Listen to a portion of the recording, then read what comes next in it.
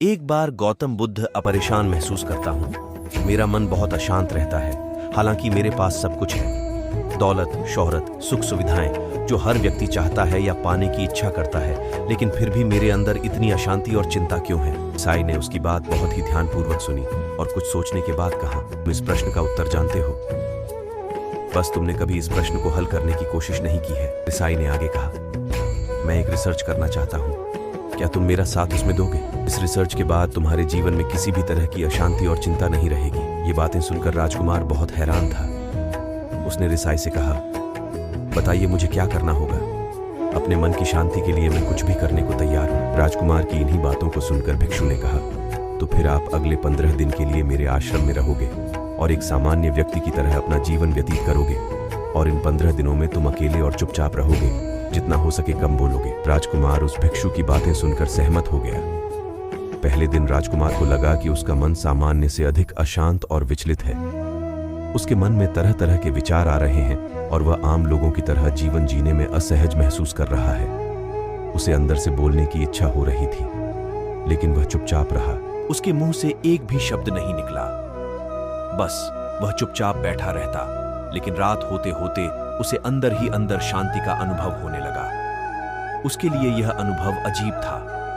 वह खुद से पूछ रहा था कि वह अंदर ही अंदर इतना खुश क्यों है और उसकी आंतरिक बेचैनी और चिंता कम क्यों होने लगी है।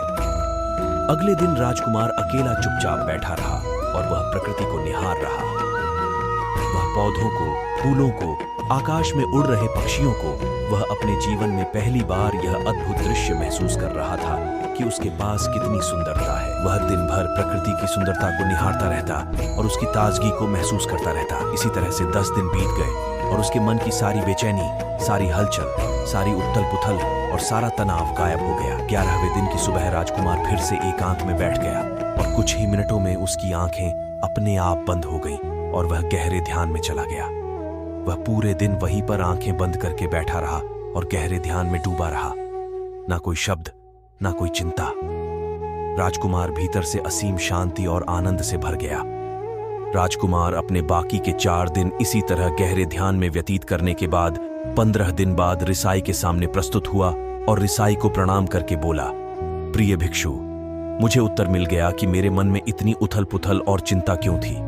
मैं जान गया कि मेरा मन इतना अशांत और विचलित क्यों था। रिसाई मुस्कुराते हुए पूछा, बताओ क्या उत्तर मिला तुम्हें? राजकुमार ने कहा, मैं आवश्यकता से अधिक बातें करता था।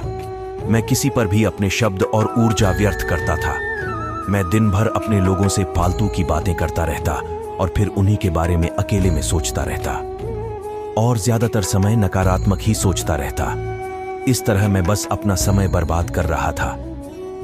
ज्यादा बोलने और नकारात्मक सोचने की वजह से मेरा मन अशांत और बेचैन हो गया था और इसी वजह से मैं किसी भी काम को ठीक से नहीं कर पा रहा था, जिसकी वजह से मैं हर काम में असफल होने लगा और फिर इन्हीं लगातार मिलने वाली असफलताओं की वजह से ही मैं और भी उदास और चिड़चिड़ा हो गया। इन्हीं सभी चीजों की वजह से मेरा जीवन नष्ट हो रहा था। लेकिन यहाँ पर बिताए हुए 15 दिन मेरे लिए पूरी तरह से अलग थे। मुझे कुछ अलग ही एहसास यहाँ पर हो रहा था। अब मुझे ऐसा लग रहा है मैं अपना जीवन पूरी तरह से जी रहा हूँ, लेकिन इससे पहले मैं अपना जीवन गलत तरीके से जी रहा था। और मैंने यह भी सीखा कि हमें सिर्फ ध्यान करने की जरूरत नहीं है। ध्यान अपने आप होता है जब हम इस शांत और मौन होते हैं। ध्यान के पिछले कुछ दिनों के दौरान मैंने जो पहली चीज सीखी वह यह है कि मनुष्य के जीवन के सबसे महत्वपूर्ण घटना स्वयं को जानना है। यह सुनकर रिसाई ने कहा, सिर्फ तुम ही नहीं, दुनिया में ज्यादातर लोग जरूरत से ज्यादा बोलते हैं।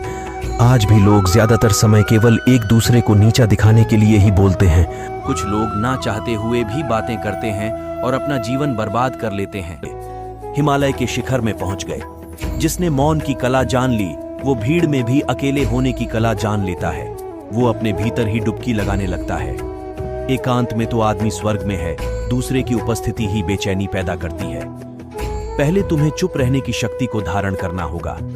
इससे तुम अधिकतर ऊर्जा को बचा लोगे और फिर इस स्थिति में पहुंच जाओगे कि तुम कम बोलने लगोगे। अगर तुम किसी के यहाँ पर जा रहे हो और परेशान हो जाओ तो ऐसे में उचित है कि आंखें बंद कर लो और अपने में खो जाओ। वहां से आपको ताजगी महसूस होगी, क्योंकि तुम्हारे अंदर ही जीवन का वो स्रोत छिपा हुआ है, वह किसी दूसरे में नहीं है।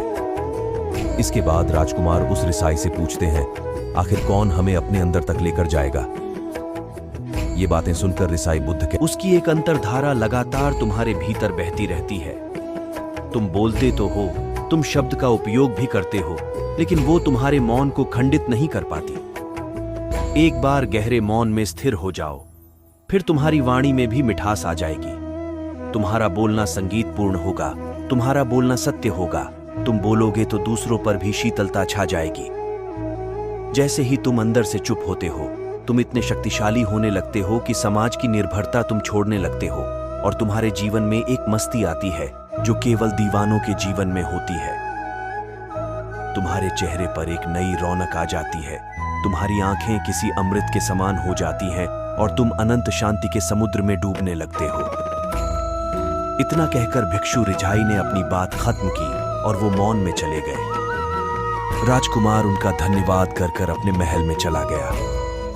दोस्तों, आपने भी अनुभव किया होगा कि बहुत ज्यादा बात करने से दिमाग अशांत हो जाता है, जिससे हम अपने दिमाग पर नियंत्रण खो देते हैं और साथ ही अपना ध्यान भी खो देते हैं। जो लोग बहुत ज्यादा बोलते हैं उनके पास किसी एक काम पर ध्यान केंद्रित करने की काबिलियत नहीं होती। वो अपने किसी भी लक्ष्य पर पूरी तरह से केंद्रित नहीं कर पाते। अगर हमारा दिमाग एक जगह केंद्रित नहीं है तो हम जीवन की सच्चाई नहीं समझ पाते और ना ही मनचाही सफलता कभी हासिल कर पाएंगे। इसके अलावा भी आपने देखा होगा कि जो लोग अधिक बोलते हैं वो अक्सर लोगों के बीच हंसी का पात्र बन जाते हैं और जो लोग कम बोलते हैं और अपनी बात पर कायम रहते हैं उन्हें लोगों से सम्मान मिलता है। लोग उनकी बातों को सुनते हैं और उन पर भरोसा भी करते हैं। जो लोग जरूरत से अधिक बोलते हैं और अपने विचारों के बारे में पक्के नहीं होते, उनका दिमाग स्थिर और विचलित रहता है, शोर से भरा रहता है और एक अशांत दिमाग वाला व्यक्ति जीवन में किसी भी चीज में सफल नहीं हो पाता क्योंकि वह किसी भी काम में फोकस नहीं कर पाता। यदि किसी व्यक्ति को यह पता है कि उसे कब, कहां और क्या बोलना है, तो वह व्यक्ति सच में बहुत बुद्धिमान है और ऐसा व्यक्ति जहां भी जाता है उसका व्यक्तित्व आकर्षण का केंद्र बन जाता है और वह जो कुछ भी करता है उसमें सफल अवश्य होता है। अगर हम किसी महान और सफल व्यक्ति के व्यक्तित्व को गहराई से देखें तो पाएंगे कि वो कम बोलते हैं और कम से कम शब्दों में अपनी बात खत्म कर देते हैं। वो बोलने से पहले वो चीजों और जिसके बारे में उसे बोलना है उनके बारे में गहराई से सोचते हैं। तो हम मौन को खो देते हैं जो मन की शांति का पहला स्तंभ है। दोस्तों, आज से हम भी चुप रहने का अभ्यास अवश्य करेंगे।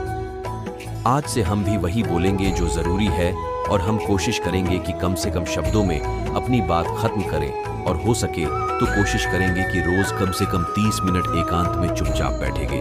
और मुझे पूरा विश्वास है, हमारे भारतीय उपनिषदों में कहा गया है कि हमारे शब्द वास्तविक ब्रह्म शक्ति है। मौन से धैर्य आता है, धैर्य से ध्यान और ध्यान से हम अपने जीवन के बारे में जागरूक हो जाते हैं। इसलिए अगर हम ज्यादा बात करते हैं, लेकिन जो लोग बहुत ज्यादा बोलते हैं, बहुत बार वो झूठ भी बोलते हैं और अपनी बातों से दूसरों के मन और विचारों पर कचरा डालते रहते हैं। वह ज्यादातर समय दूसरों की बुराई करते रहते हैं, इसलिए उनके अपने भी